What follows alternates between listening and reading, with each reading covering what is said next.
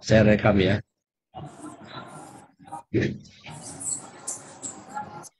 Oke, Mas Rizky silakan.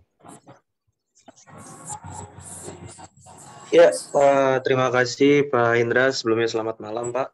Eh,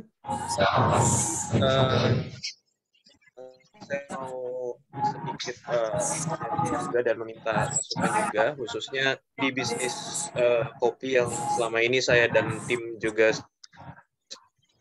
dalami. Itu memang paling banyak, paling sering penawaran itu berasal dari negara-negara Arab dan Timur Tengah itu, Pak. Nah, kuantitinya bisa dibilang cukup sedikit gitu ya, dan harganya pun kadang dari negara-negara tersebut cukup apa ya, istilahnya ditawarnya cukup jauh gitu. Nah, mungkin Pak Ran khususnya melakukan penetrasi pasar di negara-negara Eropa, Pak, untuk khususnya untuk komoditas kopi ini, supaya mungkin sarannya bisa kami terapkan untuk kita coba mulai di pasar-pasar Eropa. Mungkin itu saja, Pak, pertanyaan dari saya. Terima kasih. Selamat malam, Pak. Malam. Oke. Jadi untuk kopi, saya memang agak menghindari pasar Eropa Barat, Jepang, ya, karena tingkat cek politiknya, isu-isu terkait dengan karbaril, terkait dengan apalagi ya, globalisity apa ya, terkait dengan residu ini tingkatnya tinggi. Kalau di eh, Eropa, ya, jadi memang agak kita hindari. Di Amerika ini kita sudah mulai berani, ya, kebetulan supplier saya ada semua sertifikasinya, jika FDA ada, sehingga saya mulai berani, ya, itu lebih penting ke Amerika daripada ke Eropa. Tapi kalau Eropa, kalau dulu saya nggak berani masuk ke negara itu karena ada FDA. Dulu pernah saya urus FDA, ternyata hanya cuma kirim sampel saja, sehingga saya agak agak ini agak kedel juga. Nah, ini kebetulan supplier saya komplit sertifikasinya, termasuk ke Cina. Ke Cina ini memang harus ada izin masuk di situ, ada GACC-nya, ya. Jadi nanti kalau ada penawaran ke Cina, pastikan apakah supplier Anda punya GACC. Kalau nggak punya, berarti Anda harus urus seperti ngurus FDA. Nanti kalau makanan olahan itu di Bipom. Kalau untuk agriculture itu di karantina, ya. Tapi nanti melibatkan agent yang ada di Cina. Nah ini, jadi kalau agak negara-negara sulit, lebih baik agak dihindari, ya. Masuk negara-negara yang Eropa Timur.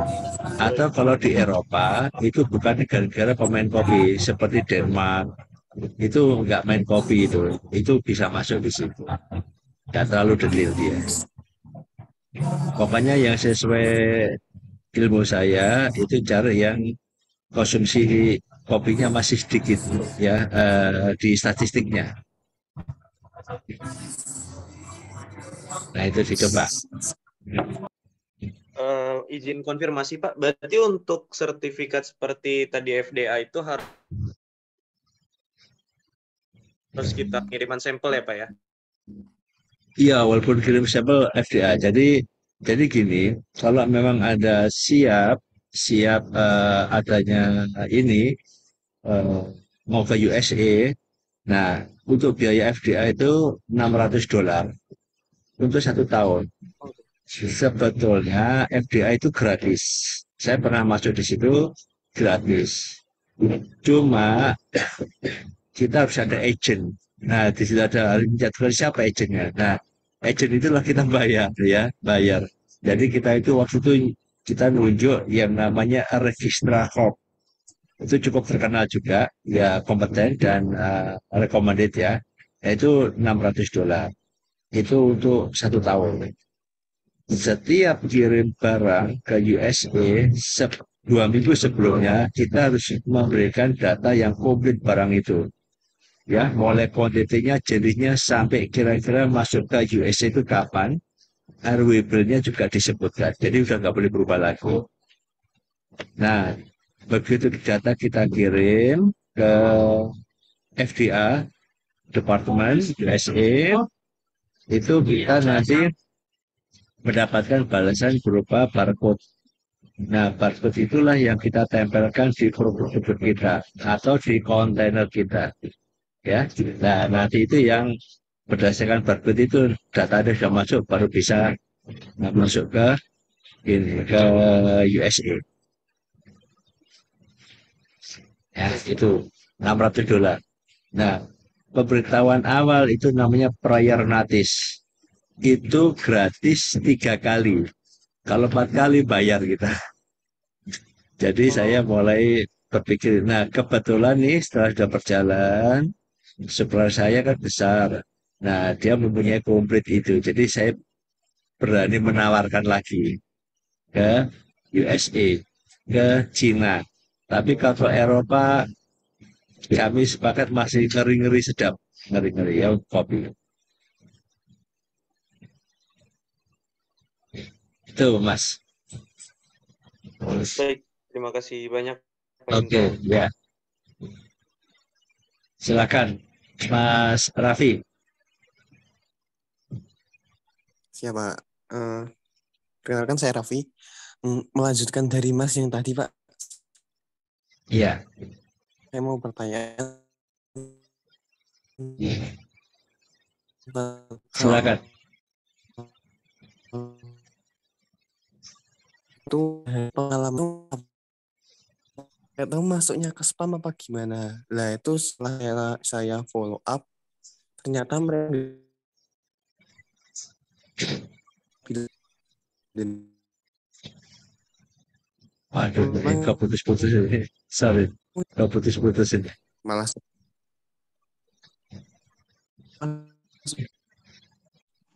emailnya itu loh, Pak. Oke. Jadi gini, eh, pertama saya kalau email masuk spam ya, itu belum tentu itu memang ya scammer, belum tentu. Kenyataannya ketika saya di e-water saja karena masih baru itu sama Yahoo itu dimasukkan spam juga ya. Tapi begitu kita pulihkan bahwa ini bukan spam, selanjutnya nggak ada spam, nggak masuk spam. Oke, Pak. Oke, Pak. Tapi saya ngirimnya email kayak saya dapat email dari GoForward, Pak. Terus saya kirim Nah, email pakai Gmail gitu, Pak. Nah, terus ternyata mereka nggak nerima emailnya saya. Gitu, Pak. oh, kan ada notifikasinya. Notifikasi kan kalau ditujukan lah, email yang mereka direct langsung ya bisa. Jadi gini, rekan-rekan semua ya, kalau nanti Anda berbayar marketplace atau apapun, kalau dapat inquiry itu jawabnya di 2 tempat.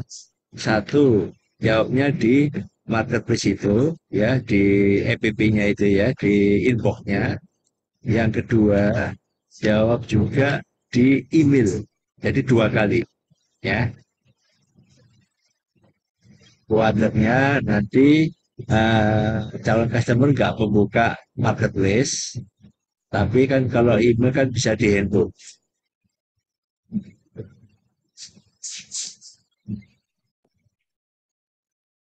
Oke, Pak. Oke, Pak. Kalau Ya. biasanya kalau di marketplace, Pak, nggak ada kelanjutan, Pak. Biasanya yang di email itu loh, Pak. Malah tanya-tanya gitu. Nggak apa, Dari pengalaman saya. iya nggak apa-apa. Saya banyak yang tanya-tanya itu, tapi di WhatsApp itu ya ada satu nyantol itu ya. Sabar aja ya. Ya, yang penting ada iklan ya, iklan. Kebanyakan cuma Kalau di tanya-tanya. kalau di Go Forward ini kan cuma nulis saja masalahnya ya. Kalau berbayar dia baru kita bisa menampilkan barang kita ya. Jadi di go forward itu kan buying lead ya, orang yang cari-cari ya, cari-cari ya. Oke Pak, oke Pak. Oke, Terima kasih ya Pak. sebentar. Ya, oke.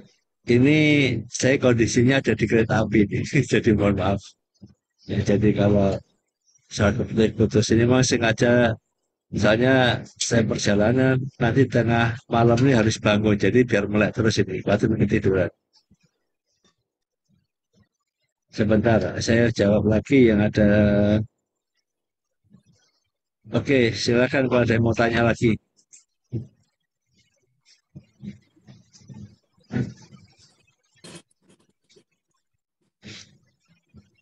Dari Mbak Fani, kalau boleh tahu permintaan 80 kontainer itu produk apa dan berapa value-nya? Ini nggak disebutkan ya. Jadi cuma konsultasi mendapatkan order LC dari Bangladesh sebesar 80 kontainer, 80 ton. Ya bukan 80 kontainer, 80 ton. Hilang, Nah, Pak. nggak terdengar ya suaranya ya, sebentar.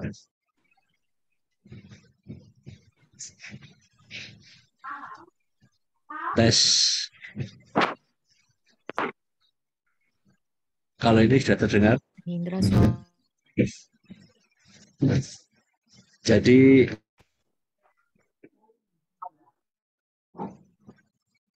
maaf, bablas. Jadi jadi teman ini dapat order 80 ton tapi tidak punya dana. Ya karena nggak ada dana, LC juga nggak bisa dijadikan jaminan di bank, maka ya kita minta mereka untuk cancel LC. Artinya itu disebut dengan LC unutilized, LC yang tidak bisa digunakan. Nah itu Produk, biasanya eksporternya mendapatkan eh, biaya produk, LC, biaya cancel, dikenakan biaya cancel karena kesalahan. Dan itu mestinya tidak boleh terjadi. Ya, jadi kalau sudah produknya apa, Pak? Produknya apa, Pak, itu, Pak? produknya jahe di Oh, Bangladesh, jahe. value-nya berapa? Gede sekali ya? Enggak, kalau 80 ton kayaknya gini, dia nggak nyebutkan sih, nggak Oh, nyebutkan. Artinya gini, jadi ketika kita sudah mau terima LC, itu artinya kita sudah siap bahwa kita punya dana untuk membayar ke supplier. iya. Karena sudah disiapkan itu. Tapi kalau kita tidak punya dana untuk ganti supplier, jangan sekali-kali terima LC, itu aja. Ya, jadi sebelum terima LC, Anda harus mungkin cari pendanaan, cari investor dan lain sebagainya. Kalau memang sudah dapat, boleh itu LC diterima. Kalau nggak dapat, jangan diterima LC. Ya, itu pastinya begitu. Oke. Saya 2 kali pakai LC, senilai 45.000 sama 70. Sebelum memutuskan, itu pun saya mencari dulu, saya sudah siapkan kalau ada LC bagaimana. Nah, ketemu adalah supplier yang biasa handle LC. Sehingga suatu saat ada permintaan LC, saya bisa langsung kita deal cepat ya, karena sebelumnya sudah kita siapkan. Nah, LC-nya atas nama supplier tersebut. Itu senilai 45 sama 70.000 US dollar ya, dan itu berjalan lancar ya. Jadi Anda pun nanti suatu saat kalau sudah ekspor, siap-siapkan juga suatu saat kalau ada permintaan LC ya. Kenapa? Waktu itu saya kan dari customer Taiwan itu dulu belinya 4.000, kemudian 7.000 dolar, 13.000, 20, 30.000 terus meningkat terus gitu. Saya sudah merasakan bahwa ini suatu saat pasti minta LC. Nah, saya lah cari supplier yang bisa terima LC itu. Nah, begitu betul dia kontak bahwa dia membutuhkan dana di bank, I want to open LC gitu. Saya oke, bisa. Nah, itu jadi disiapkan ya. Semua disiapkan dari awal, tidak sifatnya mendadak. Oke, Mas Aswandi, silakan.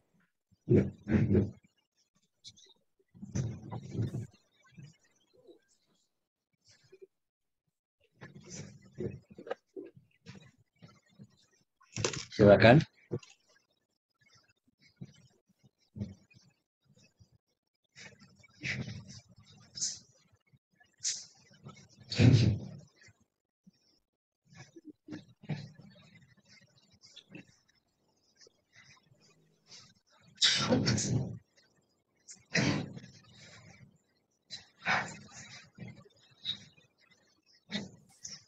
Halo Pak, Iya, silakan. Pak saya mau nanya lagi Pak. Eh, terkait follow up customer lagi nih Pak. Umumnya ya Pak yang dilakukan Pak Hidra selama ini ketika kita apa membuat offering ya Pak ya, itu sebulan sekali atau 2 minggu sekali ya Pak ya? Iya. Apa mungkin ada pengalaman? Ya, ini belum customer kita kan ya, belum jadi customer kan. Jadi kita masih nawari gitu ya. Jadi gini, jadi ketika kita menawarkan, kita mempunyai 5 produk gitu misalkan ya, 5 produk ya. Jadi kopi, kan kita ada kopi kayu, Mandailing, Jawa, Flores gitu ya. Nah, itu kalau kita belum pernah kontak dengan mereka sama sekali, itu kita tawarkan aja satu kopi dulu. Ya, satu kopi, ada respon atau tidak. Terus kita tunggu ya. Kalau nggak ada lagi, nggak ada respon sama sekali kan, baru perkenalan nih. Kita kasih produk yang baru lagi. Ya, kopi, Mandailing, informasi our new product, our new commodity, atau new crop, ya, new crop begitu ya. Gitu. Jadi kita tawarkan lagi. Terus ya, kalau itu produk kita sudah habis, kita tawarin lagi tentang harga. Nah, kalau kalau nanti ternyata tetap tidak respon, sudah beberapa kali, ya sudah kita tinggalkan. Ya, kita cari yang lain. Oh, Jadi gitu. Jadi itu per berapa bulan ya Pak ya? Per minggu Pak? kita 2 minggu. Oh 2 minggu sekali ya Pak ya follow up? 2 minggu ya, 2 minggu. Jadi diteladani karena gini ya, beda dengan yang inquiry ya. Kalau offering itu kan kita menawarkan kepada orang yang tidak cari, ya, pasif gitu ya. Tapi kalau quotation itu kan orang cari, dia melihat iklan kita, terus dia tertarik. Nah, kita jawab. Nah, itu ya satu, itu jawabnya satu. Itu jadi lama-lama yang bagus itu adalah ketika sudah tahu ada orang yang cari itu ya. Misalkan di Go Forward Business, ya, di Go Forward Business itu kan orang mencari, ya. Beda dengan Anda mendapatkan data buyer dari Genius In, dari Tripmap, kemudian dari teman-teman yang lain. Nah, itu kan pasif ya. Nah, itu yang Anda utamakan adalah calon buyer yang sedang mencari. Nah, itu lebih utama. Ya. Kalau yang data-data buyer itu bisa valid, bisa tidak update, emailnya dan sebagainya. Nah, itu diteladani terus.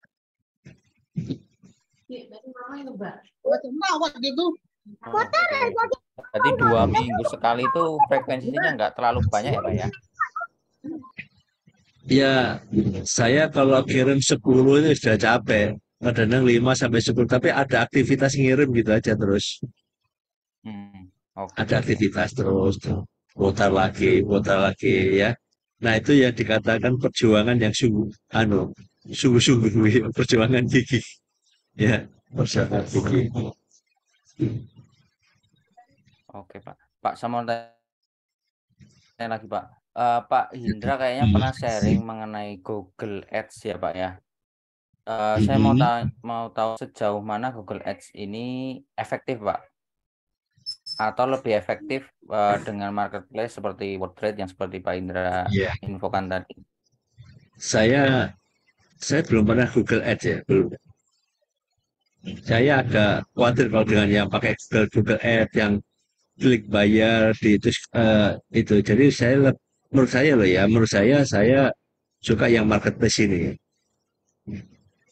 Oh, oke. Nah, saya suka marketplace. Kayak Google Ads saya belum pernah juga karena apalagi kalau diklik nanti banyak yang ngeklik kita bayar itu. Nah, lebih baik eh, datanya ada itu berupa marketplace kita berbayar. Jadi nanti saya sarankan teman-teman di dalam satu grup ini mumpung banyak marketplace ini lagi turun harga semua promosi hampir semuanya. Di Trade itu 50%, di eWorld 50%. Ada bisa patungan aja produk yang berbeda-beda ya dikelola sendiri. Ada kemarin dari angkatan berapa itu bikin patungan sendiri ya, bikin patungan, nanti bikin email yang bebas, semua password, username dibuka, nanti tinggal diatur kapan mulai apa namanya buka, kapan diatur ya. Yang penting produknya beda-beda, bisa itu. Jadi ibaratnya kita mengeluarkan 2 juta itu tapi setahun. Ya.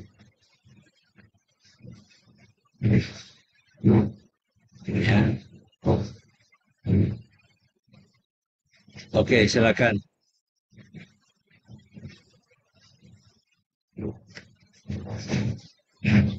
Mas Wandi, silakan. Iya, Pak. Assalamualaikum, Pak. Waalaikumsalam warahmatullahi wabarakatuh. Apa kabar, Pak? Sehat? Alhamdulillah.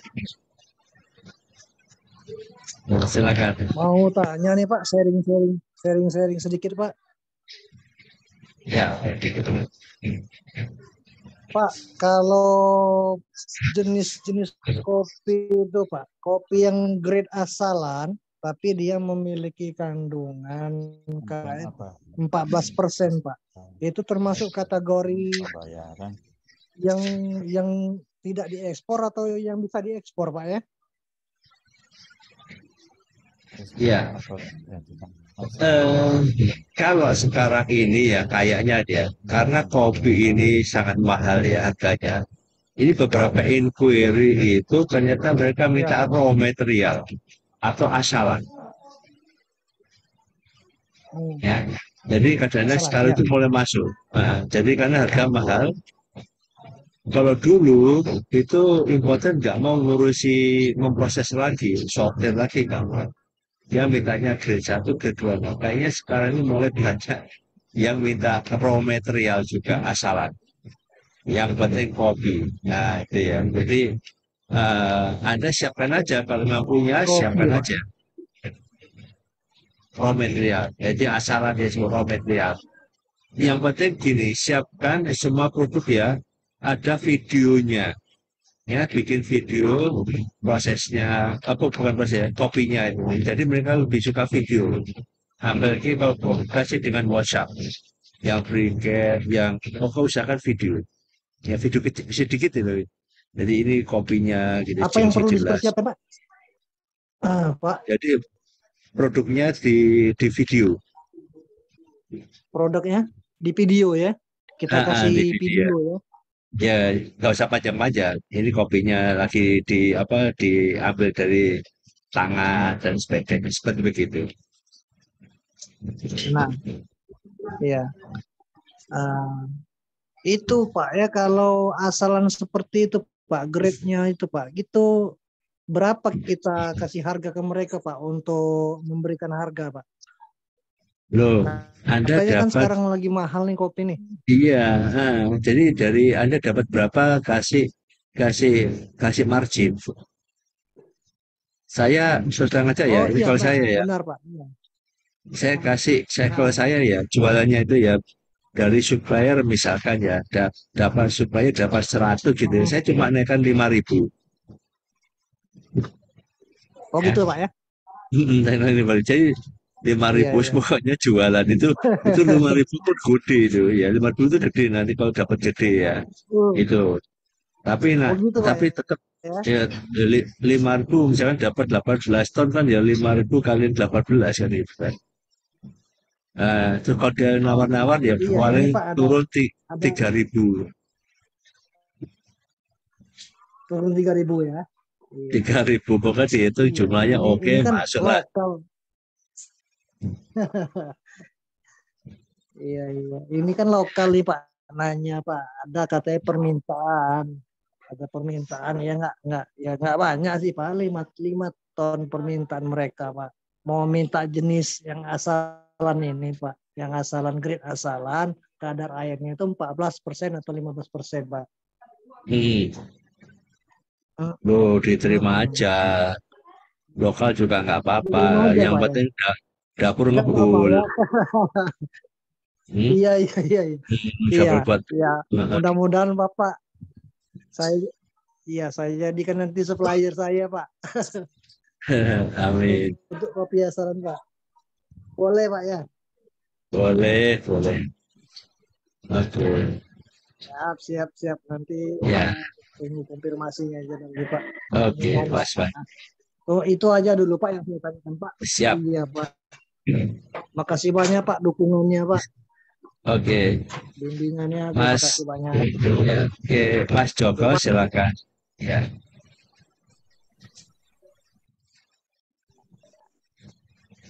Assalamualaikum warahmatullahi wabarakatuh, Pak Indra. Waalaikumsalam. Teman-teman. Loh, Pak Joko Maaf kalau ini agak ini. telat. Tadi saya panggil Mas Joko ya. Kebalik Pak. Ya, tapi Biar lebih lebih tua saya biar jadi lebih panggil muda. Mas. Gimana, Pak? Gini Pak Indra, jadi mohon maaf ini agak terlambat. Tadi kayaknya disinggung tentang marketplace yang join ya Pak. Maksudnya tabungan gitu ya, maksudnya bahasa Jawanya patungan lah.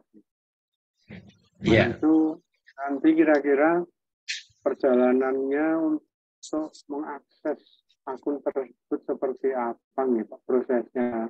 Kemudian apakah produk-produk kita, foto atau misalnya kita punya video itu bisa tampilkan atau enggak? Nah, saya nggak dengar Pak saya Pak. Ya, bisa diulang Pak ya. Oke. Jadi mungkin tentang mengaksesnya bagaimana itu nanti prosesnya mengakses akun tersebut. Kalau kita 5 orang patungan gitu misalnya, apakah ada jadwal atau seperti apa atau bagaimana gitu. Yang kedua, kita kan kalau 5 orang artinya kan mungkin produk kita beda-beda. Perusahaan kita juga beda-beda. Nah di situ nanti yang tercantum di akun itu perusahaannya siapa gitu Pak. Dan produk kita ditampilkannya bagaimana caranya, produk kita punya foto, punya video, proses dan seterusnya gitu. Kemudian yang berikutnya email, misalnya kaitannya dengan email, itu nanti juga emailnya siapa yang ditampilkan. Itu Pak, kira-kira itu dulu Pak, biar nggak lupa nanti yang lain lagi. Oke, makasih Pak Joko. Jadi mengenai patungan ya, patungan di grup aja ya, di grup aja yang satu grup kan bisa termonitor. Jadi gini mekanismenya, satu harus ada yang mengatur, ya, mengatur pasti pakai salah satu nama produk, ya, nama perusahaan. Nah, nama perusahaannya, misalnya perusahaan A gitu ya, nggak apa-apa namanya. Nah, kemudian di community profile-nya diisi itu melakukan produknya adalah berbagai macam disebutkan di situ. Ya, keywordnya furniture, spice, kopi, briquette dan sebagainya ya, di itu ya. Nah, setelah itu akun di marketplace itu username dan password harus di-share. Tinggal gantian ngaturnya. Termasuk emailnya, membuat email baru lagi. Email baru ya sifatnya umum. Misalkan Indonesian Product, gitu aja ya. Terus di-share semua. Jadi semua bisa buka emailnya di masing-masing handphone. Nah, tinggal diatur waktu kapan bukanya gantian. Kemudian masing-masing peserta itu adalah punya tugas jawab mengupload produknya masing-masing sebanyak-banyaknya, mengupload produk, deskripsi dan sebagainya. Nah, terus nanti kalau ada yang aktif, biasanya memberikan informasi, ini ada inquiry nih, tolong dibuka, jawab. Ada inquiry, jawab gitu ya. Saling mengingatkan, karena itu nanti mempercepat respon itu bagus. Itu Pak, diatur ya. Pak, yang jelas produknya beda-beda. Produknya beda-beda. Terus. Jadi sementara itu dulu Pak Indra. Terima kasih penjelasannya Pak Indra. Oke. Monggo yang lain silakan. Silakan Bu Rizka. Assalamualaikum, selamat malam Pak Indra. Waalaikumsalam. Malam. Iya, sama-sama. Rizka ini anak eksportir ubi Cilembu. Alhamdulillah. Begini mengakhiri perjalanan di stasiun Semarang Malang Bangkota. Kami persilakan untuk mempersiapkan diri. Oke, halo. Terlebih kembali barang-barang Iya. pastikan tidak ada yang ketinggalan itu. Iya.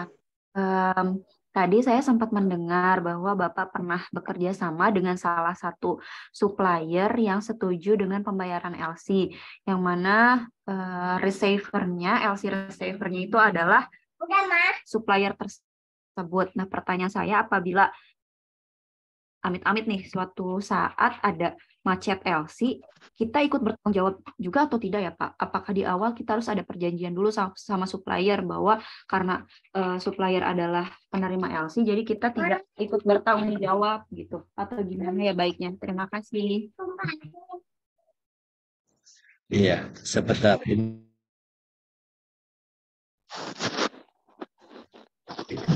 Nah, ada pengumuman di kereta. Jadi gini, Bu Rizka, saya waktu sepakat dengan supplier itu, semua transaksi draft LC itu dengan kita semua. Jadi kita ngecek LC, kontrak, membahas draft itu saya dengan importer. Ya. Kemudian tapi dari kontrak-kontrak itu, dokumen-dokumen khususnya itu kita diskusikan dengan supplier kita. Bisa nggak ini? Bisa nggak ini? Bisa nggak? Gitu ya. Kalau supplier itu bisa, oke. Nah, kebetulan supplier ini kan sudah berpengalaman. Jadi, Pak beres. Oh, biasa ini ya gitu. Udah bicaranya kan biasa pede banget gitu ya. Sudah tahu. Nah, akhirnya oke, sudah jalan.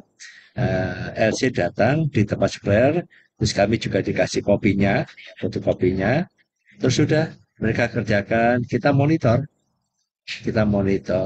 kemudian setelah masuk bank juga disampaikan juga, terus kita laporkan ke importer, sudah masuk bank, gitu ya. Nah, sudah masuk bank, oke, terus importernya minta kapan fotokopi dokumennya. Nah, itu semua kopi dokumen dikirim ke kita, dikirim dari importer. Jadi kita kebetulan saya paham LC ya, jadi tapi supplier saya juga paham LC. Seandainya nanti supplier Anda itu paham LC, maka sudah diserahkan aja, tinggal ada monitor sampai berapa lama proses pembuatan dokumennya. Intinya cepatlah, maksimal 3 hari setelah barang berangkat, dokumen harus sudah masuk bank. Ya, itu. Jadi lihat nanti kalau Anda supplier siap terima LC, tanyakan supplier sudah biasa dengan LC atau tidak. Ya. Kalau suppliernya belum mengerti LC, maka Anda yang mengerjakan LC, tapi atas nama supplier juga. Kalau pengen supplier pengen supplier nggak ngerti LC tapi datanya pakai supplier ya nggak apa-apa. Tapi ada dua, kalau nanti suppliernya nggak ngerti LC, terus dia percaya dengan Anda, ya itu yang kita lakukan adalah yang pernah waktu saya kerjakan di bank itu adalah supplier itu tanda tangan dengan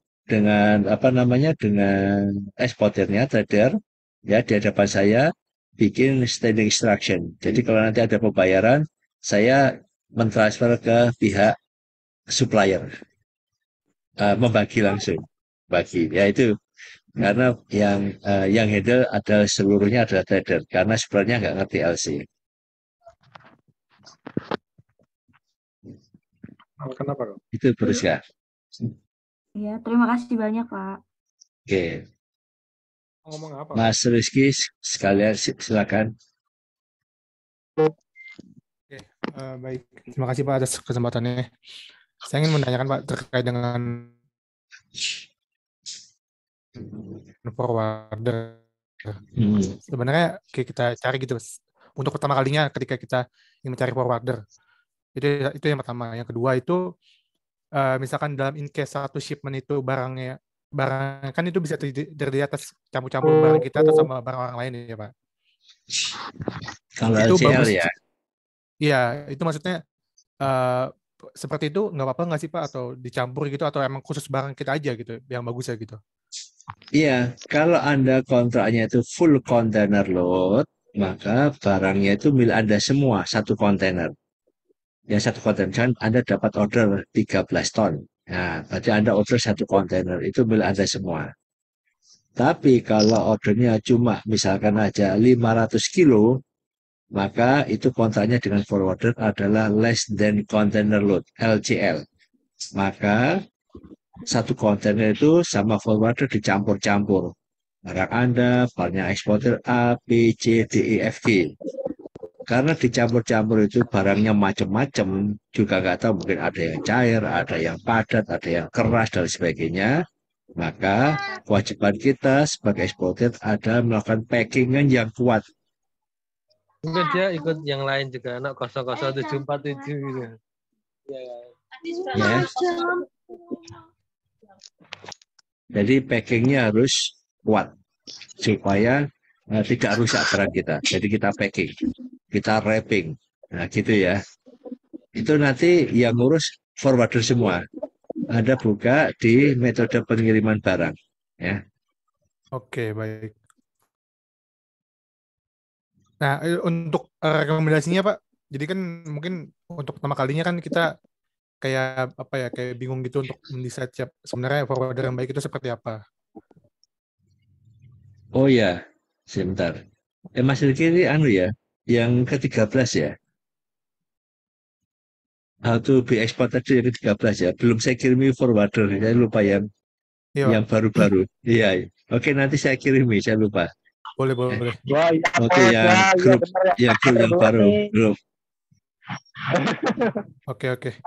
Ya, nanti ya di materi itu sudah ada ya Pak ya? Apanya? Terkait tadi yang materi apa terkait dengan forwarder tadi? Cara forwardernya oh ya, Mas Riki kan kemarin nggak ikut ya. Rekamannya sudah dilihat, rekamannya sudah di ini belum? Di download belum rekamannya? Iya, sudah, Dulu cuman iya baru kita pelajari. Iya. Jadi nanti forwardernya akan saya kirim nanti ya. Berapa forwarder kita ya. Supaya mudah nanti ya. Oke, baik. Di materi ada. Coba cek di rekamannya ya, ada bagaimana teknik kita menanyakan ke forwarder. Dari sisi biaya, dari sisi pelabuhan tujuan ada nanti ya. Pelajari pelan-pelan. Oke, Pak. Terima kasih banyak. Oke. Mas Fahyono, nah ini eksportir gula semut ini. Beliau ini pegawai yang eksportir ini. Pegawai yang kami, Pak.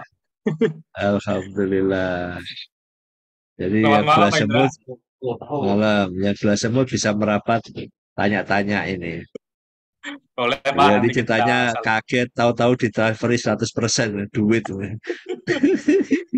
Saya juga tiba-tiba malam-malam kaget langsung ditransfer 100%, buyer yang baik itu seperti itu Pak, 100% langsung. Iya. Sehat Pak? Sehat, alhamdulillah. Oke, silakan Mas Wahyono. Pak Indra, saya mau menanyakan satu hal yang mungkin semingguan ini jadi bahasan kami, saya dan tim. Jadi ada satu case di teman saya itu, di tim saya, bayarnya itu minta pengirimnya BL itu adalah nama perusahaan saya. Nah, padahal secara syarat pengeluaran dokumen organik di kontrak union itu BL-nya harus nama supplier, karena yang punya sertifikasi organik itu adalah supplier.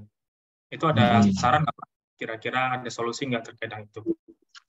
Karena si buyernya minta atas nama perusahaan saya, karena transfernya ke perusahaan saya gitu. Iya. Jadi gini, tapi sudah transfer belum? Belum ya? Belum, Pak. Belum, karena mereka belum minta ya. sama Oke. Sebetulnya transfer duit dan lain sebagainya kadang-kadang ada satu negara itu melakukan suatu perbedaan. Jadi kalau yang transfer customer A, nanti dokumennya juga customer A, gitu ya. Ada beberapa negara yang ketat seperti itu. Tapi ada juga yang tidak, seperti saya dengan Timur Tengah itu transfer masuk ke rekening saya, tapi barangnya atas nama orang lain, itu nggak ada masalah. Nah, terkait dengan sertifikat organik dan lain sebagainya, sebetulnya sertifikat organik itu kan melekat pada produknya. Nah, selama produknya itu ada sertifikasinya, tapi kalau memang importer lebih aman kalau atas nama yang ada di sertifikat organik, ya. Nah, tekankan kepada customer Anda, tidak bisa, karena sertifikat organik ini based on divisi ini, perusahaan ini, nggak bisa atas nama saya. Nah, perusahaan kami itu adalah itu international marketingnya, international divisinya. Nah, dibikin gitu aja ya, itu. Ya. Saya Karena sudah intinya menyampaikan apa yang Pak Indra sampaikan tadi. Tapi nggak mau ya. Mereka berdalihnya satu memang itu aturan perusahaan, yang kedua memang malah itu. Tapi kalau dilihat dari nilai kontrak lumayan Pak, makanya lumayan, saya ya. sudah mengusahakan gimana caranya. Sertifikat organik ini ya Anda harus punya, masalahnya kan nggak punya masalah sertifikat organiknya ini ya. Iya, dan Levelnya kalau kan di situ, sertifikasi kan. sendiri mahal lah Pak. Iya. Gitu. Ya terpaksa ada. Kalau kemarin saya coba tanya-tanya ke teman-teman yang sudah expert juga dan juga ada namanya Switch BL. Pak Indra Switch ada BL. itu Pak? Ya, Switch BL begini. Biasanya tuh Switch BL itu pertama itu kan BL itu diganti. Tapi semuanya diganti. Oh, diganti siapa? Kan organiknya beda masalahnya. Oh, tapi berarti tetap si BL-nya tetap yang keluar ke mereka satu ya Pak, yang keluar dari. Iya. Misalkan nanti dipakai atas nama Anda gitu ya, itu bisa. Ya, shippernya kan PTA, terus ingin diganti dengan namanya Anda sebagai shippernya bisa. Ya, masalah kan Anda kan nggak sama dengan organiknya. Ya, nah, itu makanya saya kira Swiss BL itu satu dikeluarkan atas nama supaya saya, kemudian saya bisa numpang gitu loh supaya dapatkan BL lagi, tapi yang satu udah keluar yang aslinya gitu. Itu bukan seperti itu ya Pak ya? Iya, jadi gini, ini masalahnya kan ada sertifikat organik ya. Nah itu Pak, mereka mensyaratkan harus punya sertifikat organik. Iya. Misalkan nggak pakai sertifikat organik ya, di luar sertifikat ya. Misalkan saya sebagai shipper, pembeli saya orang Singapura, ya dah. Nah, orang Singapura pengen supaya saya tidak muncul di BL, ya. Nah, begitu BL terbit, kita tukar. Nanti pihak forwarder itu akan confirm lagi bahwa diganti lagi. Itu Switch BL, pakai nama forward shippernya adalah Singapura itu. Nah, itu nggak ada masalah, ya. Jadi karena barang saya nggak ada urutannya dengan organik, jadi aman-aman aja. Jadi nanti invoice diganti, packing list diganti, ya, BL diganti. Yang tidak bisa diganti adalah COO. Maka dia biasanya tidak ngirim COO-nya, nggak dikirim. karena nggak bisa diganti, CO nggak bisa diganti lagi ya. Ya, kalau dari invoice packing list BL diganti, dia aman, dia nggak tahu siapa ini pemilik barang yang asli. Iya benar Pak. Nah itu Iya. kalau nggak ada kaitannya dengan sertifikat organik, bisa seperti itu. Masalahnya yang jadi problem adalah di sisi lain buyernya minta atas nama perusahaan saya, tapi si suppliernya harus minta atas nama supplier supaya nanti bisa keluar namanya TC, Transaction Certificate. Betul. Iya betul. Jadi Ya saya itu cukup seminggu ini cukup sedih.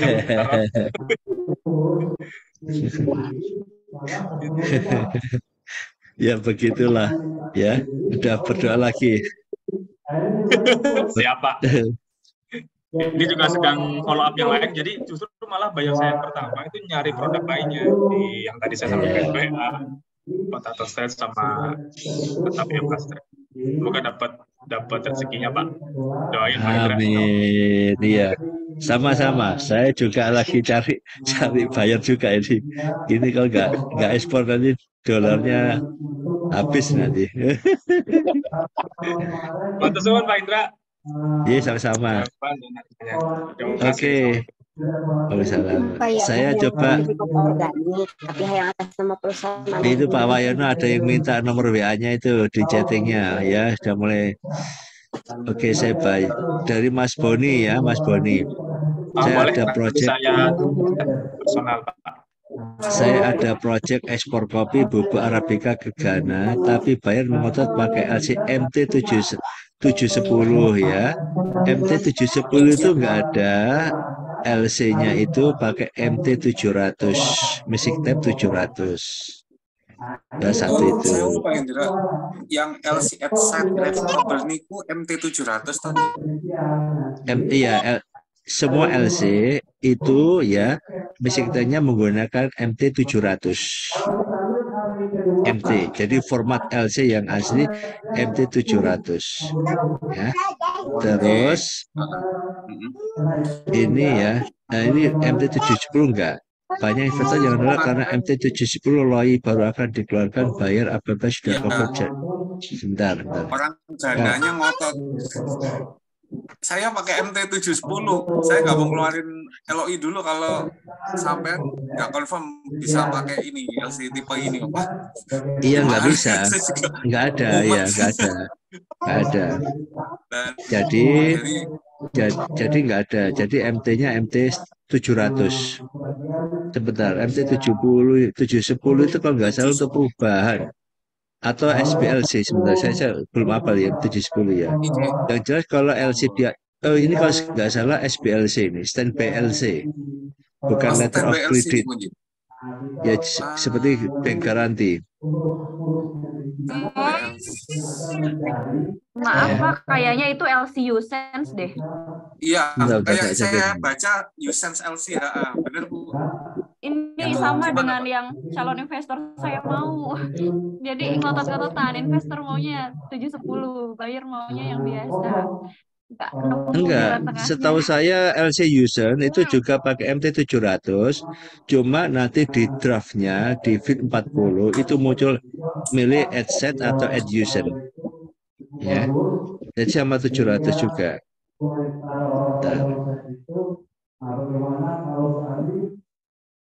Nah ini saya lagi bingung banget Pak, soalnya yang pertama ngurusin Ghana, terus yang Cina tadi saya harus ngurus di ACC tadi, sama yang Amerika Pak. Wah, mumet Pak, ngurus FDA lagi sama ini Pak. Ya, aku gitu-gitu tak hilangan daripada mumet. Iya Pak, makin nambah pikiran banyak Pak, benar. Jadi aku rumah-rumah tak hilangkan, jadi nggak ngurus gitu ya. Jadi itu. Sebentar, untuk yang MT710 coba saya tanyakan ke. Oke. Saya sih Terus mau kemudian ini, Pak, mau rencananya besok mau ngobrol sama orang Mandiri Pak, kebetulan yang untuk ini Mandiri mau bisa ngasih lah katanya support buat dana gitu, tapi masalahnya dia mau nggak menerima yang ini apa yang MT710 atau user sih lah istilahnya. Jadi dia nggak, kalau misalkan bisa, dia yakin bisa, oh ya saya lanjut gitu. Oke. Memang Jadi gini, saya jadi cancel gitu. untuk ya Anda nanti di Bank Mandiri mana Pak Boni? Di Tangerang, Pak. Oh, Tangerang ya. Jadi nanti gini, pastikan untuk pastikan bagaimana pembiayaannya, ya. Apakah pembiayaan itu kita terima kasih itu dibiayai oleh bank atau bagaimana prosesnya? Ya, yang setahu kita untuk pembiayaan ini biasanya kita atur jauh sebelum hasil datang. Itu yang kita sebut dengan pre-shipment financing. Tapi kita mendapatkan dulu fasilitas dari bank, bukan ketika LC datang. Ya, bukan LC datang. Oh iya, telat langkah jauh. Telat ya. Terus kemudian kalau dari negaranya Anda lihat, ini negaranya mana nih? Ghana. Ini sulit ini. Nah, ya sulit. Kalau Ghana sulit ya. Oke. Baik, kalau Terus itu lebih kayak cancel aja. Iya, jadi tidak memeras keringat. Iya. Oke, dari iya saya Bapak nih. Ya.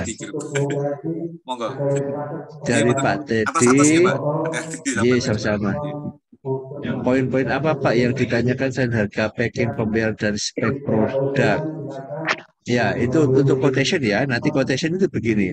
Quotation itu setelah ada mengiklankan, terus kemudian ada inquiry. Nah, inquiry itu customernya minta quotation, please send your quotation. Nah, ya. Maka yang kita jawab adalah spek produk, harga, kapasitas suplai, delivery time, itu payment term-nya ada sebutkan. Ya, payment term-nya ada sebutkan, itu aja. Nanti bertahap, ya bertahap. Terus itu kemudian dari Pak Ali Fidan, Pak saya lagi smart ekspor, mau kasih semangat lagi dari segi virtual. Ya harus semangat ya, tetap harus semangat ya, semangat dan berdoa. Ya, doa. Kemudian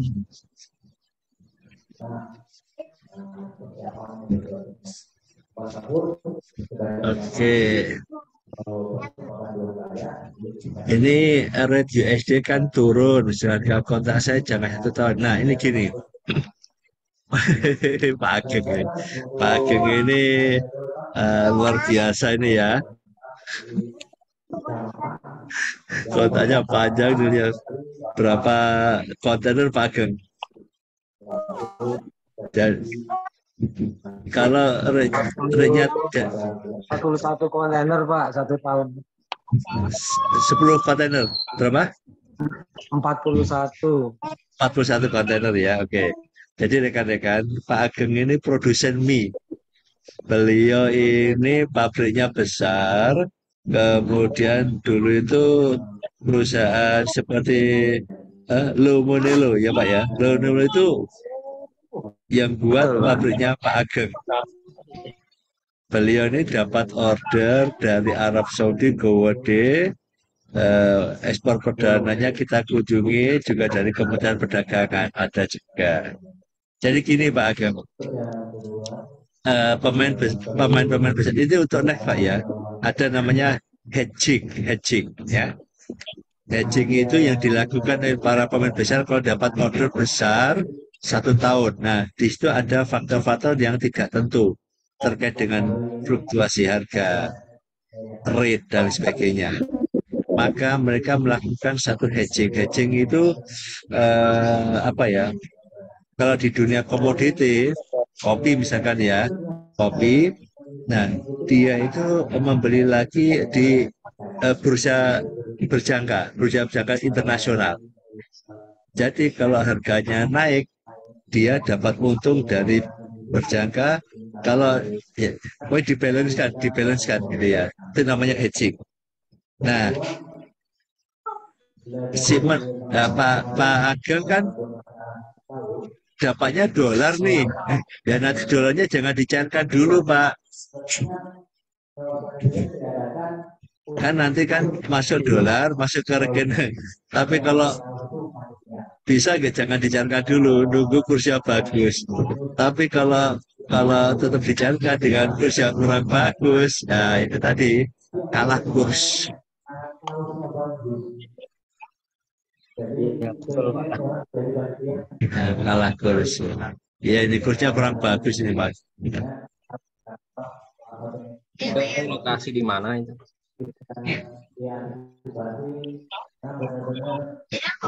Oke. Mungkin ada yang lagi?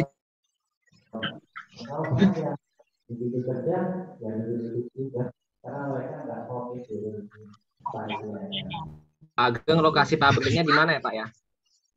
Di Sidoarjo. Sidoarjo. Oh, Sidoarjo jadi. Ya. Ini Pak Boni ditanya Bu Rizka ini. Saling sharing ya, saling sharing informasi. Jadi kita berbagi informasi ya. Karena kalau nggak gini nggak update. Jadi di dunia trade finance ya, itu ada 4 pilar yang harus dipelajari. Satu terkait dengan payment-nya, ya payment transaksi kita. Yang kedua itu risk mitigation-nya. Terus yang ketiga itu adalah information yang selalu update. Ya, information yang selalu update. Payment, apa lagi ya? Lupa yang satunya. Sampai lupa saya. Nah itu ya, jadi salah satunya informasi. Jadi kita bisa share ya. Ya share.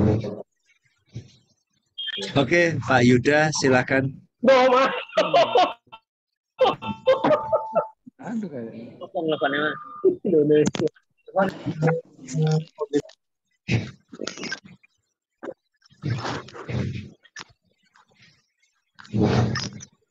Pak Yuda masih di mute.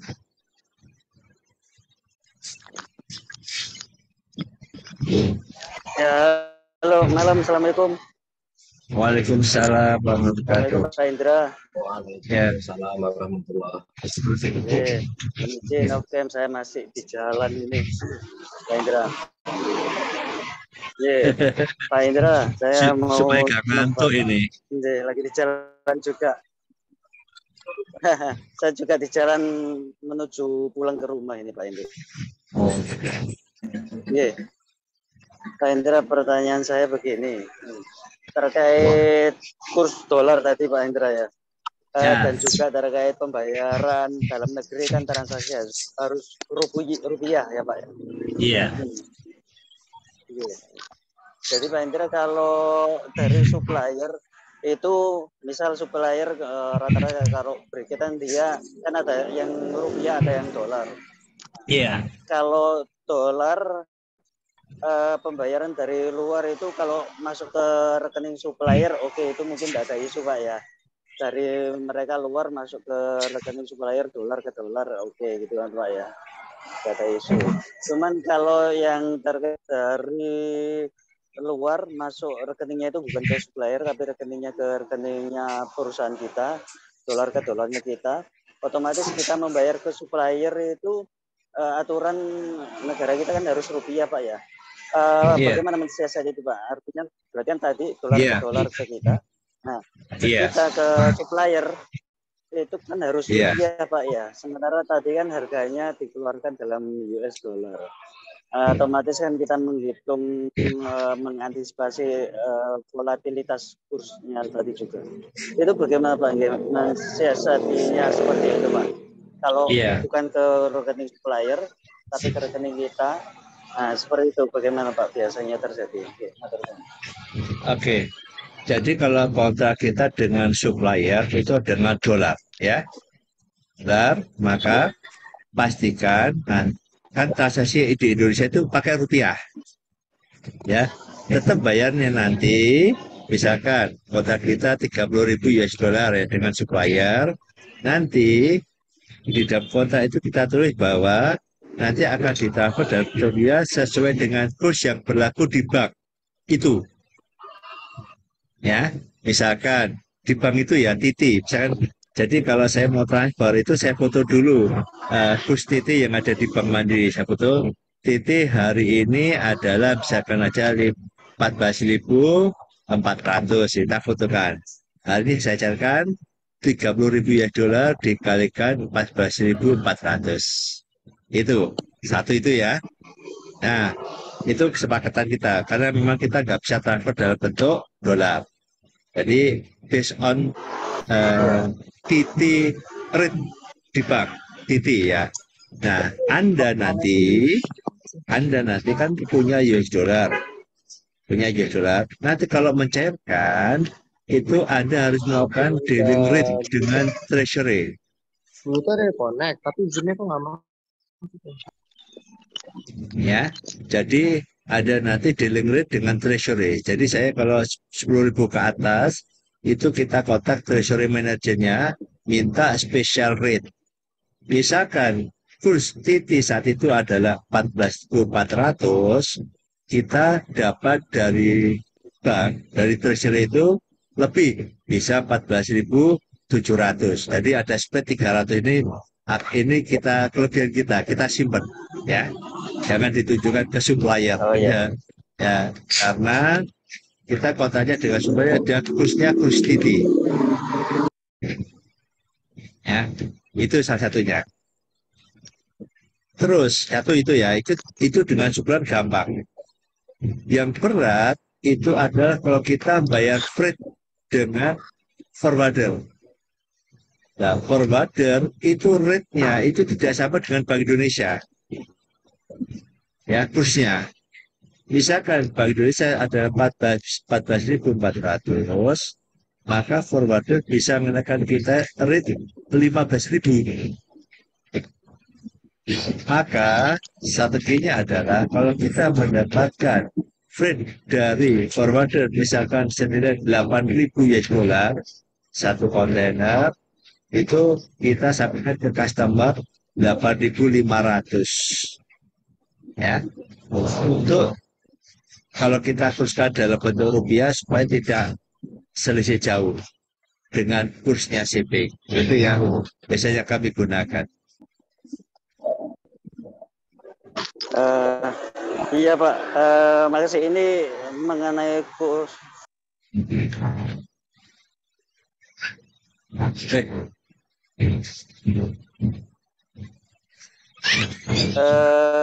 Untuk belum keluar. Ya, gimana? Soalnya ternyata ya setelah saya dengar dari video Bapak, salah satu video Bapak ada kurs tersendiri. Iya. Gitu terduga itu Pak. Sekarang saya punya patokan di antara 400 sama 500 US dollarnya. Itu yang baru ya, atau mungkin ada istilahnya biaya tersembunyi lainnya yang belum terinfo. Seperti kalau ada closing mungkin saya kena rugi 400 ini Pak ya. Iya, makanya kita tambahin.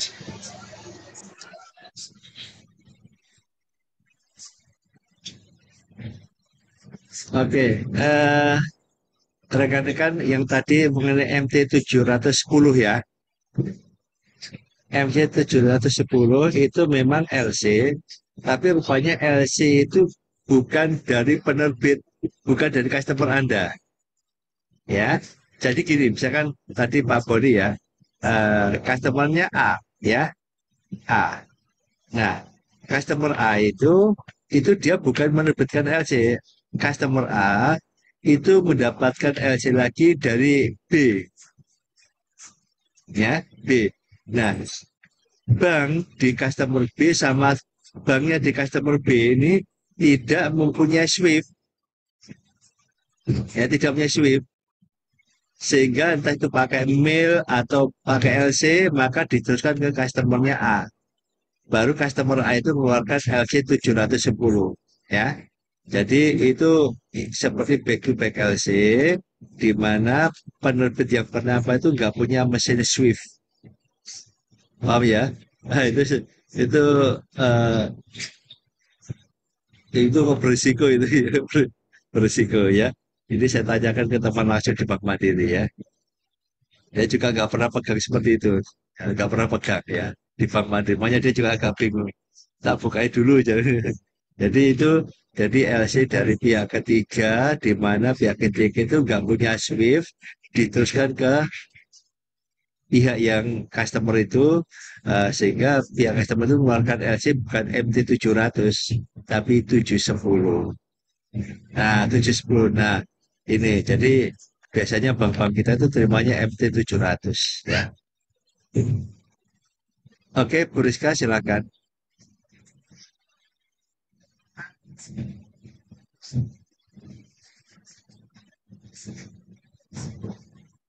Halo Pak, Salam. saya mau sharing aja ya kalau Silakan. boleh. Jadi kemarin itu saya ditelepon sama Indak Jabar. Beliau menawarkan apakah saya berkenan untuk menjadi trader family. Nah, maksud saya barangkali di sini teman-teman ada yang mau menjadi trader family, nanti bisa family, kok family? Trader family. Nah, kelihatannya tim Indagar itu mendaftar dari Kementerian Kehutanan gitu. Jadi mungkin banyak petani vanili yang vanilinya banyak gitu, banyak stok tapi belum terjual gitu. Jadi barangkali di sini ada teman-teman yang butuh vanili, nanti bisa saya sambungkan. Itu yang pertama. Kemudian yang kedua, tadi malam nih Pak, saya dapat informasi dari FTA Bandung, katanya di Mesir itu ada 50-an kontainer yang gagal bayar gara-gara yaitu LC itu tadi.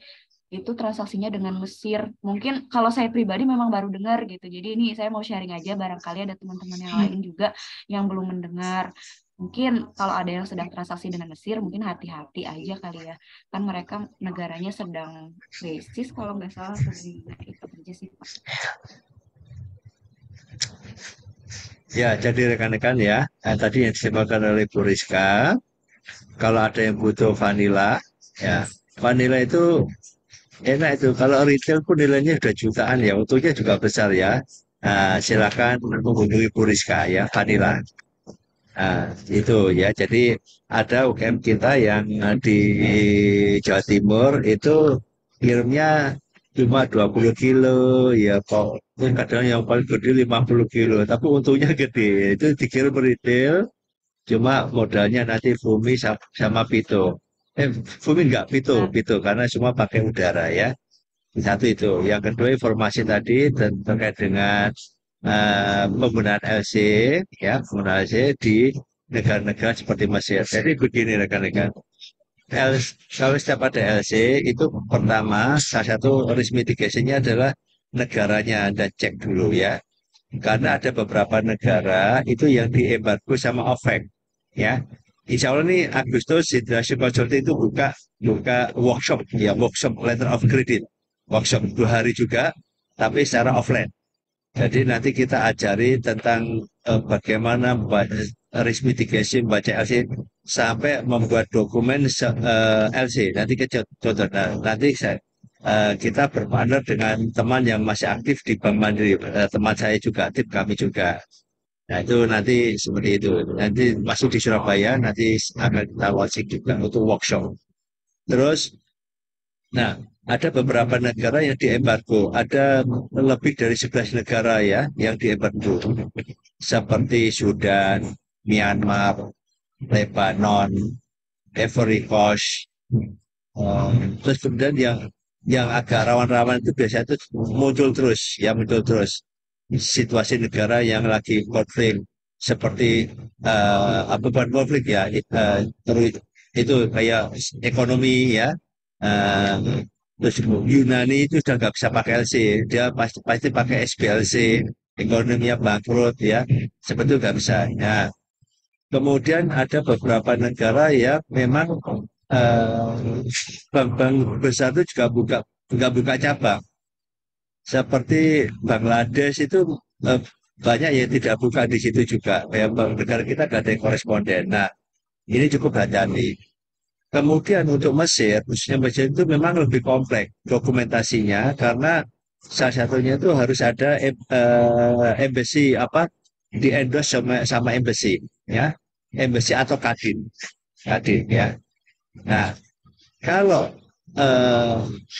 sebetulnya ini kurang jelas juga ya, 50 kontainer tidak bisa keluar itu bagaimana? LC itu tidak ada hubungannya dengan barang. Ya, tidak ada hubungannya barang, tidak ada hubungannya dengan kontrak. LC itu hanya buatkan pada dokumen. Bisa jadi itu dokumennya ada yang salah, diskrepensi, kurang, atau ada kesalahan. Nah, kesalahan itulah yang akan berpengaruh kepada pembayaran. Bisa delay atau bisa tidak dibayar. Nah, itu ya. Jadi dokumen. Jadi bank hanya tahunya adalah dokumen yang dibuat harus persis LC. Seperti kami waktu masih di bank tahun 98 kan Krispon ini ya, tahun 98 Krispon. Kami kirim dokumen, di mana dokumen itu beberapa kali kirim itu lancar-lancar saja. Ketika di negara Taiwan itu juga mengalami Krispon, customer nggak bisa bayar, maka banknya itu cari kesalahan-kesalahan. Ditemukanlah sebetulnya nggak salah, dijadikan salah, yaitu COP stempelnya itu industri itu pakai Y, sedang invoice-nya letterhead-nya itu pakai I, itu dia jadi alasan ini nggak cocok. Jadi penyimpangan, akhirnya nggak dibayar juga ya. Tapi alasannya bukan barang, alasannya karena tidak cocok dokumen. Tapi realnya karena Krispon, karena nah itu. Jadi nanti hati-hati. Makanya kalau kita bikin LC itu kita harus tahu dulu dokumennya yang dibuat apa. Kita lakukan pembuatan apa draft. Kalau pengalaman saya itu kalau kita buka LC itu justru kami yang membuatkan draft LC sehingga saya tahu dokumen apa yang bisa saya layar. Jadi saya minta dokumen ini. Jadi draft kita buatkan. Termasuk kalau bisa itu banknya mereka itu kita yang nuntun.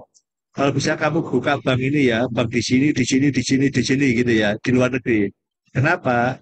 Karena itu korespondennya bank kita, supaya dipercaya. Nah itu ya. Jadi terima kasih Bu Rizka atas informasinya. Jadi kita semua tuh risk mitigation, jangan sampai karena pengen closing, pengen status ekspor, ya nanti membuat kita tambah sulit ya. Oke, Pak Fahmi silakan. Keterangannya, Gimana Rizka? Enggak, di sini itu keterangannya katanya yang 46 kontainer nilainya sekitar 1 juta. Berapa sih? Nah, alasannya pemerintah Bank Devisa Mesir tidak mempunyai dolar untuk melakukan pembayaran.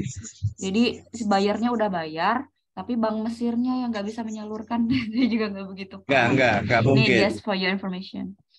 Iya, kayak nggak mungkin ya. LC khusus untuk transaksi LC internasional ya, kalau kecuali ada benar-benar default ya, kecuali memang ada parah banget ya. Khusus untuk transaksi LC itu dibebaskan dari pembatasan valuta. Ada nilai berapapun bisa. Nah tadi itu kecuali kalau memang ekonominya bangkrut bisa jadi ya. Jadi tapi nggak mungkin ya, nggak mungkin. Itu biasanya customer-nya harus melalui ke Arab Saudi atau berapa gitu ya. Ya itu. Oke Pak, makasih. Customer-nya default itu, wah itu stres itu ya, apes itu gitu. Jadi LC itu makanya kalau LC itu paling aman, ya enggak, paling aman ya cash in advance ya bagi eksportir ya, sebagai eksportir. Oke, Bu Rizka, terima kasih ya. Jadi teman-teman kadang-kadang kami itu men-share informasi ke grup-grup itu bisa jadi itu informasi juga dari grup alumni juga ya. Misalkan dari alumni 1, 2, 3 share gitu, saya sharekan terus lagi ke teman-teman juga. Saya dapat dari komunitas, saya sharekan. Jadi Ini supaya terupdate semua ya. Oke, jadi kita saling sharing. Oke, Pak Fahmi silakan. Oh iya, Assalamualaikum, selamat malam Pak Indra. Waalaikumsalam. Jelas Pak ya suaranya Pak? Jelas, mantap. Ya gini Pak, ini mau tanya, Pak Indra ini kan sudah pengalaman toh ya, sudah lama lah diekspor ini. Lah kira-kira sepengalaman Pak Indra, itu buyer itu kalau sudah beli, dia itu banyak yang repeat order, apa enggak banyak yang repeat order. Jadi Pak Indra itu baru lagi cari buyer baru lagi, sebab cari buyer ini nggak dapat. Gimana Pak ini masukannya? Oke, pengalaman kami untuk ekspor itu adalah banyak buyer tuh yang repeat order selama kualitasnya terjaga. Dua, selama harga tidak berfluktuatif bagai besok order naik lagi ya, jaga marginnya. Nah, banyak pengalaman kami ya di beberapa negara. Saya ekspor kopi mungkin 7 negara ya. Itu ada yang 3 kali repeat, ada yang sampai 6 kali repeat, ada 5. Oh ya, rata-rata repeat order tuh. Dan itu makin besar kuantitinya. Ya. Jadi kalau Anda sudah dapat repeat order, pembayaran cash, saya kan pembayaran cash ya. Nah, kita harus punya satu sinyal bahwa someday dia pasti LC. Nah, contoh bayar saya di Taiwan. Bayar di Taiwan itu saya nggak pernah kirim sampel, nggak pernah ketemu. Ya cuma email-emailnya. Dia udah pertama kali itu 4.000. Pada habis 4.000 langsung 17.000 US$ cash di depan. 100%. Habis 17.000, 23.000 itu cash di depan lagi. Terus kemudian 25.000 ya. Terus 30.000. Nah, begitu masuk 30.000, saya udah punya sinyal ini pasti pakai LC. Pasti pakai LC ke depannya. Nah, sebelum itu order itu datang, saya sudah mencari funding, sudah bikin proposal juga ke investor-investor, ditolak, sudah siap-siap. Nah, saya ketemu supplier saya yang bisa. Ya saya terpaksa akhirnya pindah ke supplier saya yang lama, tapi alasannya jelas karena ini pakai LC, saya nggak ada dana. Udah nggak apa-apa, memang kondisinya seperti itu. Nah, begitu oke Pak, siap semua. Nah, betul order selanjutnya 4 bulan customer saya bilang I want to open LC. Nah ya oke, saya jawab oke silakan. Terus kita bikin kontrak, terus saya kirimi draft LC-nya, terus dia terbitkan LC atas nama supplier. Jadi kita sudah siap-siap ya. Itu Pak. Jadi sejauh itu naik terus. Halo ya. Halo, ya. Lah Bapak itu sampai maksimal berapa Pak pembayar? Saya cash in advance. Kalau kopi itu sampai 30.000. Kalau briquet itu sampai 50.000 US$. Halo. Ya, cuman ya briquet itu down payment dulu. Ya, down payment 50%. Sebelum dikirim 50% ditransfer lagi. Halo, terdengar Pak? Yang cash in advance. Putus-putus Pak. Ya, sebentar ya. Ya. Jadi yang cash in advance itu untuk briquet. Saya mendapatkan 50% down payment. Sisanya sebelum barang dikirim. Lunas. Oh gitu. Ya. Oke. Ada lagi Pak Fahmi? Ya ini anu sih Pak, saya kan kemarin tuh tanya benernya itu saya sudah produk saya Pak, saya email terus. Cuma tiba ya masuk di email tuh cari kertas, terus cari kalau kira-kira aku ya sudah tinggal gitu Pak. Jadi agak Iya, nyelempang-nyelempong sedikit-sedikit itu Pak, iya, belok-belok iya, gitu. iya. Saya nggak ngerekod gitu. Tapi biasanya gitu terus talipan ke teman-temannya ada yang cari ini gitu aja ya. Saya nggak melayani. Jadi gini, kenapa kalau kita tidak mencari barang yang tidak kita cari? Ini saya juga benchmarking kepada supplier saya yang besar-besar. Supplier kopi kan gede-gede. Ternyata mereka itu tidak menjual barang yang tidak dijual. Contoh nih ya, suatu saat dia kan jualan kopi Flores gitu ya. Saya order kopi Flores. Someday dia habis kopi Floresnya. Saya order lagi, dia nggak melayani. Nggak punya saya. Mungkin ada lagi, oh enggak. Saya hanya jual kopi saya saja. Dia nggak mau mencarikan untuk saya kopi Flores. Padahal saya sudah beberapa kali mengeksplorkan dia kan. Apalagi terus dia di luar itu bisa kopi luwak gitu. Dia malah enggak, itu bukan barang saya, itu bukan barang dagangan saya. Nah itu ternyata dia punya komitmen, dia fokus kepada apa yang dijual. Oh, jadi gitu. Ya, Ya. tapi kalau ada yang minta begitu, Anda bisa share ke teman-teman, mungkin ada yang membutuhkan. Dikasih aja nomornya, semua copy paste, jadi nggak ada, nanti kalau ada yang bisa ya kontak saya, nah berarti Anda jadi mediator, nggak usah, itu merepotkan Anda juga. Jadi langsung kasih semua data-data emailnya, apa semuanya kasih share. Ini ada customer cari alamatnya ini, emailnya ini, saya hubungi sendiri ya, gitu. Nah itu pahala. Cari ya. Ya, makasih Oke. Pak Indra. Ya. Dari Pak Joko ya. Itu standing instruction ya Pak ya, standing instruction dalam LC. Gini Pak, mau saya tadi itu bukan di dalam LC Pak. Jadi begini, mungkin Anda dapat transaksi LC, tapi karena uangnya kita nggak ada, kita berbagi dengan investor A dan B ya. Si Pak Joko ini misalkan adalah yang punya order ya, punya order.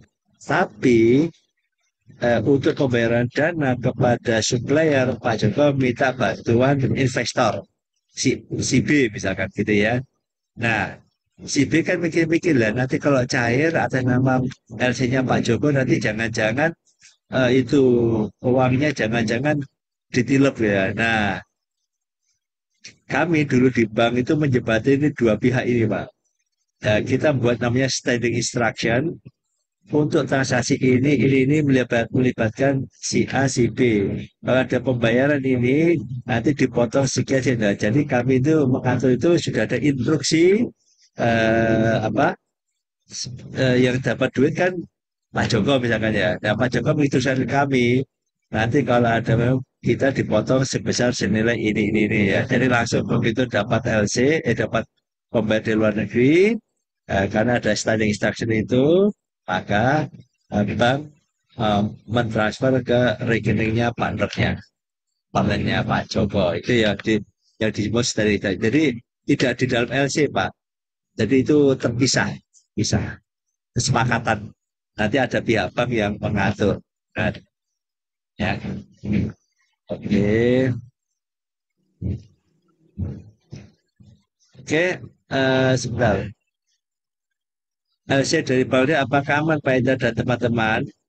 Begini, Bangladesh itu dikatakan aman ya aman ya, aman ya aman ya. Sama di kami juga pakai LC Bangladesh dulu banyak. Cuma di LC Bangladesh itu perlu diketahui bahwa issuing banknya banyak yang tidak terkenal. Ya, setelah saya dulu itu ada namanya standar gitu aja, tapi tidak pakai charter. Ada namanya Utara Bank, ada yang namanya Mahabharata Bank. Nah, Jadi bank-bank di Indonesia itu banyak juga yang tidak melakukan koresponden dengan bank di Bangladesh. Sehingga kalau terima LC dari Bangladesh, banyak bank-bank Indonesia tidak mau melakukan pembiayaan, tidak melakukan negosiasi. Negosiasi itu artinya pengambil alihan vessel ekspor ditalangi dulu, enggak dibiayai, enggak. Jadi nunggu Bangladesh baru bayar. Satu itu ya. Jadi karena bank di Indonesia tidak mau ngambil risiko. Terus kemudian di klausul di Bangladesh itu redundant, ribet banyak gitu ya. Maka harus diteliti, baca LC-nya harus teliti banget. Kalau gitu salah. Sekarang sudah diatur sama Swift jadi enak. Dulu waktu saya masih kerja di bank, itu LC-nya itu pakai surat. Nah, kalau pakai surat itu ketikanya itu bisa kemana-mana, bisa miring, bisa bintang 3, taruh sini, bintang 2, taruh sini gitu ya. LC-nya bulat. Nah, yang terakhir di Bangladesh itu ada namanya pre-shipment inspection. Jadi sebelum barang dikirim itu harus diinspeksi oleh supplier yang ditunjuk oleh pemerintah Bangladesh. Namanya Bureau Veritas. Nah, di situ Bureau Veritas itu menerbitkan sertifikatnya itu lama karena diterbitkan tidak di Indonesia. Dulu itu sudah ada di Singapura, tadi lagi kadang-kadang ada di Cina, ya. Nah, di Indonesia itu hanya sebagai representative office ya, cuma menerima print-printannya aja gitu ya. Nah, itu agak lama sehingga membuat dokumen yang masuk ke bank itu jadi terlambat. Nah, itu pengaruhnya di situ ya. Nah, kalau terlambat berarti penyimpangan. Kalau penyimpangan risikonya bisa delay payment atau tidak dibayar. Jadi risikonya di situ.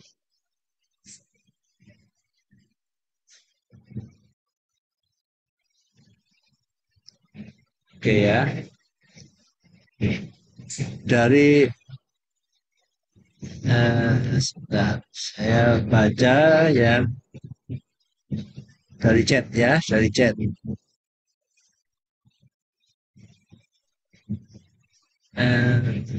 Oke, dari Pak Bisi sudah, dari Pak Joko, oke, sudah. Yang buat SI siapa? Kita Pak ya, ini standing instruction ya. Nanti dirembuk bertiga ya dengan pihak bank, dengan pihak investor ya. SI ini bukan shipping instruction ya. Ini cuma standing instruction. Standing instruction itu seperti begini Pak. Tidak hanya dengan LC Pak ya. Misalkan Anda sudah rutin membuat payroll, membayar gaji karyawan perusahaan. Nah, nanti kita mau menginstruksikan Bang, setiap tanggal 30 debit rekening kami sebesar ini. Nah, setiap tanggal 30 bulan.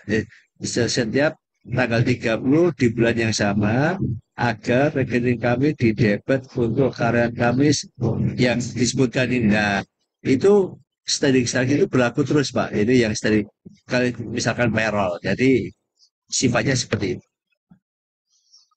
Dari Mas Dino, simulasi ketika kami menanyakan ke forwarder tentang shipment, misalkan kami mau ekspor kopi ke Mesir, apakah satu kali tanya saja cukup untuk di banyak negara? Ya kalau ke Mesir ya satu kali aja, ya.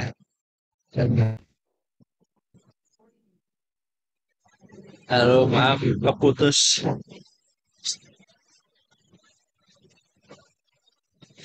Oke, rekan-rekan, ada yang ditanyakan lagi enggak?